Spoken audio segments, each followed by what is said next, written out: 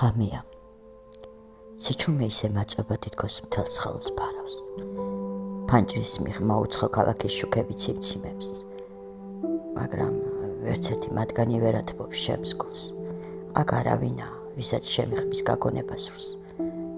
მხოლოდ ბალიშია, სველი, ცრემლით, ჩემი უხმო თანამგზავრი.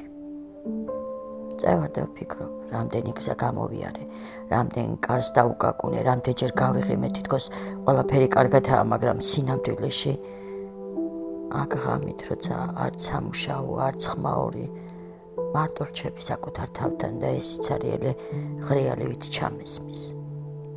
სახლი მენატრება, არა კედლები და ჭერი, ადამიანები, სურნელები, ხმები, დედის ხმა, რომელიც მეკითხება დაიღალე. აქ კი არავინ მეკითხება. მხოლოდ ბალიშმა იცის ჩემი ტკივილი, რადგან ყოველ ღამე მის გულში ვასველებ სიმართლეს. გულის სიღრმეში ვამბობ გავუძლებ, მაგრამ ხანდახან ეს სიტყვაც უცხო ენას გავს.